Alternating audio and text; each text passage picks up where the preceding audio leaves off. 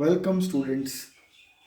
In this particular video number 3, that is based on standard 12 chapter 5 principles of inheritance, and proceeding my all the discussions further, that is 5.2.2.2, that is codominance. I am starting my explanation. यहाँ पे हम बेटा codominance शुरू कर रहे हैं. Codominance बहुत interesting topic है, अच्छा सा टॉपिक है, समझने का मजा आएगा, एंजॉय करेंगे, अच्छे से पढ़ेंगे, लर्न करेंगे, ध्यान से सुनना समझना. In this particular portion, what is the meaning of codominance? What is codominance? First, I am trying to explain the term codominance. Codominance हम किसको बोलते हैं? इससे पहले अर्लियर टॉपिक्स के अंदर मैंने एक चीज़ इंक्लूड किया था कि law of dominance. Law of dominance को मैंने सिंप्लीफाई समझाने के लिए आपके लिए एक कॉमनली वर्ड यूज़ किया था और मैंने अच्छे से समझाने का ट्राई किया था. एक कॉमन वर्ड बोला था मैंने बेटा कि लॉ ऑफ डोमिनेंस क्या बोलते हैं, तो जिससे आपको वो कंसेप्ट इजीली याद रह जाए वैसा मेरा ट्राई था कि लॉ ऑफ डोमिनेंस एक ऐसा कंसेप्ट है जिसके लिए मैंने बोला था कि मेंडल भैया बोल के गए, मियाँ बोले तो बीबी सुन ले, बीबी बोले तो मियाँ सुन ले, तो गृहस्थी अच्छे से बीत जाती है. यहाँ पे जब अपन कोडोमिनेंस की बातचीत कर रहे हैं, okay, what is meaning of codominance? Codominance हम किसको बोल देंगे? टेक्निकली एक्सप्लेनेशन तो अपन बाद में देंगे, लेकिन अभी जो बोल रहा हूँ उसको ध्यान से सुन, जिससे आपको बेटा जो मेंडल्स के लॉ हैं उनको अच्छे से डिराइव करने का मजा आएगा, याद रख सकते हो, सेपरेट कर सकोगे. कोडोमिनेंस को मैं अपने वर्ड्स में समझाने का ट्राई करता हूँ. मैं उनको बोलता हूँ what is meaning of codominance. Codominance means what, तो उसके लिए मैं बोलता हूँ मियाँ भी बोले, बीबी भी बोले तो पड़ोसी सुने. समझ में आया? कोडोमिनेंस, कोडोमिनेंस मतलब दोनों बोलेंगे तो पड़ोसी सुनेगा, ऐसी बातचीत है. तो कोडोमिनेंस को याद रखने के लिए को मतलब साथ में डोमिनेटेड है, मतलब मियाँ भी बोले, बीबी भी सुने, बीबी भी बोले, दोनों एक दूसरे को सुनने को तैयार ना हो तो क्या होगा? पड़ोसी सुनेंगे और बाद में जज सुनेगा और फिर बाद में तलाक हो जाएगा. ओके, अब समझना कि जो कोडोमिनेंस कंसेप्ट है उसको समझाने के लिए हम आगे बढ़े उससे पहले codominance is a challenge to Mendel's law. Which law? अभी तक मैंने मैं भी रिफ़र कर रहा हूँ अलग अलग यूट्यूबर्स के ऊपर, लेकिन कोई भी यूट्यूबर ने किसी एग्जामिनेशन में ये कंसेप्ट को किसी ने ऐसी इस एंगल से नहीं बोला कि बेटा ये जो लॉज है, कोडोमिनेंस है, वो लॉज ऑफ कोडोमिनेंस किसकी चैलेंज है? तो लॉ ऑफ डोमिनेंस की चैलेंज है. अगर स्टार्टिंग से देखे तो मेंडल्स मोनोहाइब्रिड एक्सपेरिमेंट्स पढ़े, मोनोहाइब्रिड के बाद हमने उनके चैलेंजेस देखे, इनकम्प्लीट डोमिनेंस आया और यहाँ पे हम देख रहे हैं दैट इज कोडोमिनेंस. अब कोडोमिनेंस समझने के लिए एक एग्जाम्पल देखना और ये प्रॉपरली अंडरस्टैंड कर कि कोडोमिनेंस समझने के लिए जो एग्जाम्पल है, एग्जाम्पल को हम बोलते हैं human blood group, blood grouping. अब एक चीज और देखना बेटा, पढ़ रहे जेनेटिक्स है, लेकिन जो कंसेप्ट 11th में है वो यहाँ पे मैं बता दूं. यहाँ पे इनहेरिटेंस ऑफ RH फैक्टर की हम बात नहीं कर रहे. RH फैक्टर की हम बात नहीं कर रहे. मतलब इनहेरिटेंस ऑफ RH फैक्टर, ये जो कंसेप्ट है ना, वो बेटा आप लोग अपने 11th में पढ़ चुके हो, जिसके अंदर आप बात करते थे कि पॉजिटिव या नेगेटिव की बातचीत करते थे. यहाँ पे हम ब्लड ग्रुपिंग की बात कर रहे हैं. तो what is blood grouping? Blood group क्या है वो चीज समझना. ब्लड ग्रुप कैसे डिराइव होता है, कैसे डेवलप होता है, वो पहले समझेंगे कि ब्लड ग्रुप होता क्या है. तो हकीकत में जो ब्लड ग्रुप का कंसेप्ट है, व्हाट इज ब्लड ग्रुप?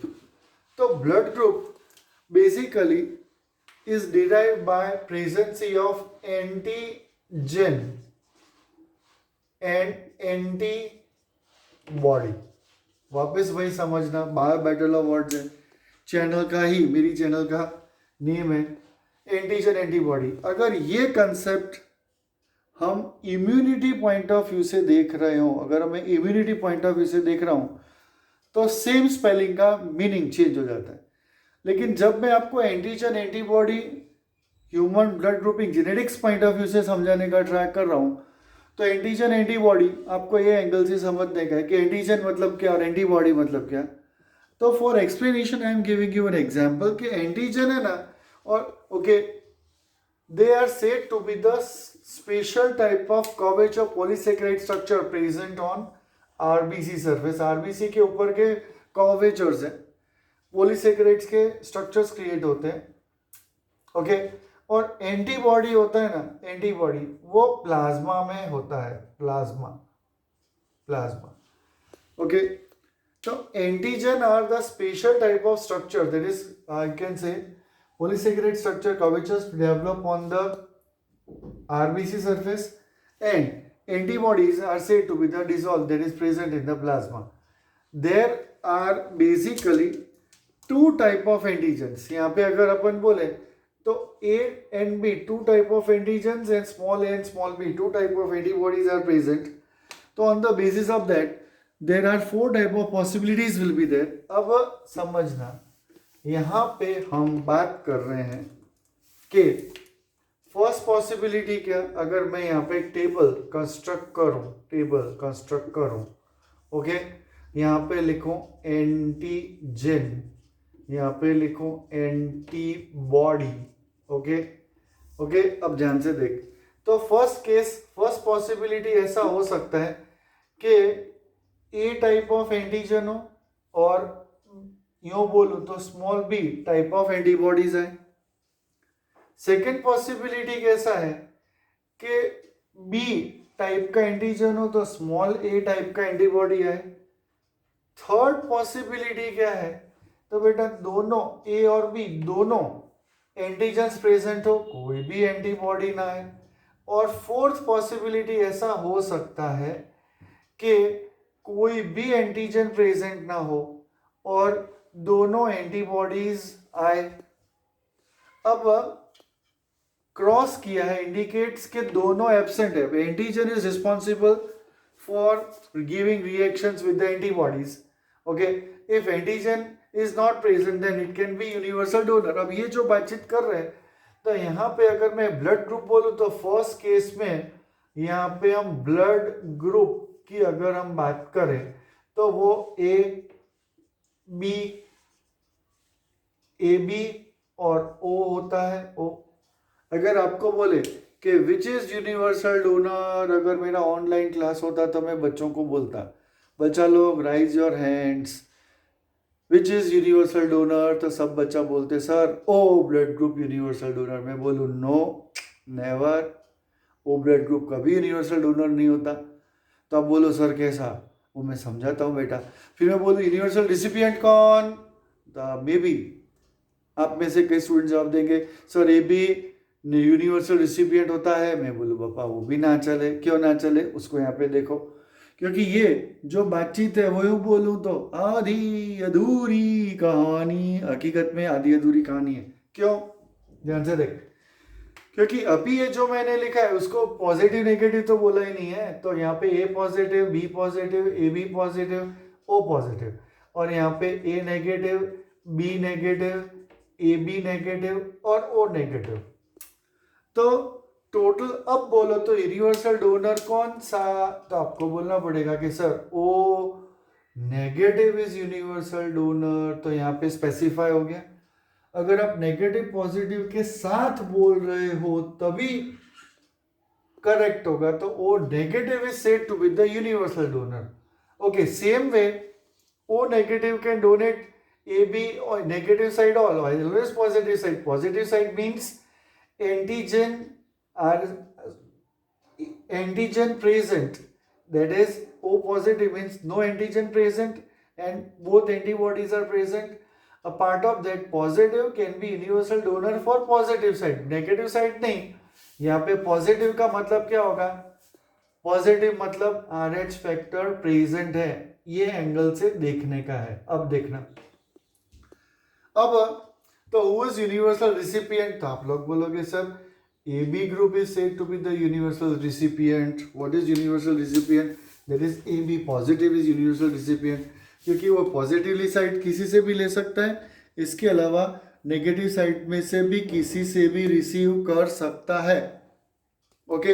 अब यहाँ पे जरा सा कहानी में ट्विस्ट है, समझना बेटा। अभी तक जो मैंने ब्लड ग्रुपिंग पूरा ट्राई किए वीडियो समझाने के लिए, बताने के लिए, अब अगर मैं आपको एक क्वेश्चन पूछूं, which is rarest blood group, ये जो बात कर रहा हूँ वो एक्स्ट्रा है, which is rarest blood group, तो इतना समझा। इसमें से कुछ स्टूडेंट्स बोलेंगे sir O negative rarest blood group है, बोलूँगा no, rarest blood group O negative नहीं है। रेयरेस्ट ब्लड ग्रुप अगर कोई है तो वो है बॉम्बे, याद रखना, बॉम्बे। क्योंकि अलग अलग जगह पे अलग अलग मैं शेयर करूँगा एक्सपीरियंस। यहाँ पे मेरा एक एक्सपीरियंस शेयर कर रहा हूँ। मैंने एक बच्चों को पढ़ाया, तो उसमें से 5-6 साल के बाद एक बच्ची थी, उसके पेरेंट्स का फ़ोन आया मेरे को, और मेरे को बोले कि सर थैंक यू। मैंने कहा थैंक यू सर किस लिए? तो अच्छा लगता है कई बार फ़ोन आया थैंक यू। बोले क्यों? बोले सर आपने जब ब्लड ग्रुप पढ़ाया था, और लकीली वो बच्ची अच्छी इंटेलिजेंट थी, उसको मेडिकल में एडमिशन मिल गया, डॉक्टर भी बन गई, अभी वो मिलती भी है कभी।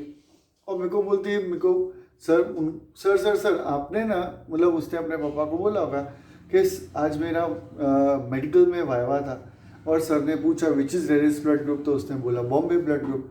ओके, अभी तो वो बॉम्बे ब्लड ग्रुप मेरे से ज़्यादा पहचानती होगी और मेरे से ज़्यादा पढ़ ली होगी।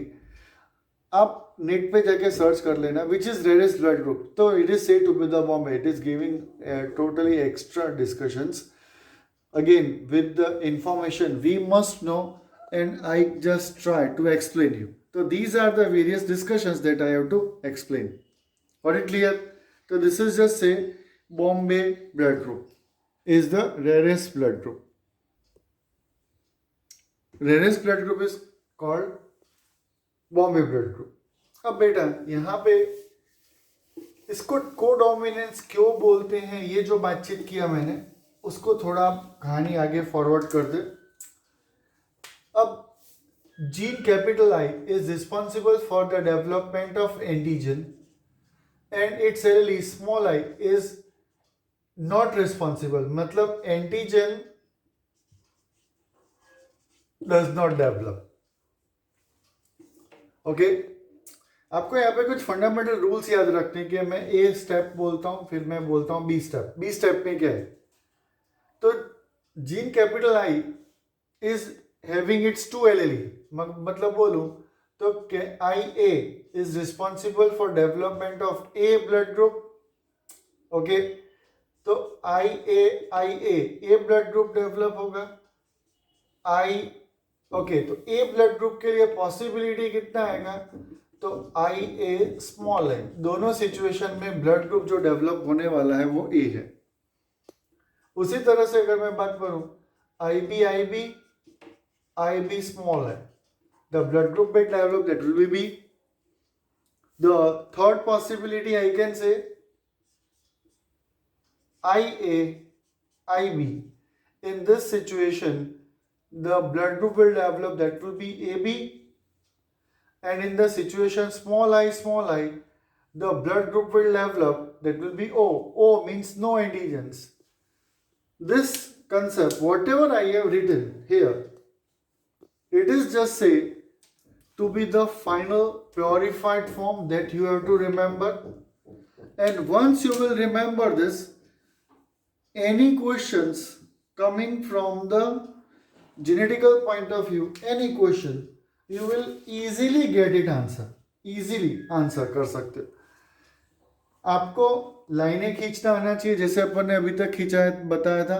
और आपको बेटा इसका जेनेटिकल मेकअप प्रॉपरली याद होना चाहिए। अगर ये कंसेप्ट्स क्लियर हो तो आप अच्छे से जेनेटिक्स के कोई भी प्रॉब्लम्स वगैरह सॉल्व कर सकते हो। ओके, अभी सबसे जो हिडन क्वेश्चन है वो ये कि in this concept how you can say the human blood grouping is an example of codominance. ये कोडोमिनेंस का एग्जाम्पल है, वो आप किस बेस से बोल सकोगे या बता सकोगे? तो human blood grouping are following codominance.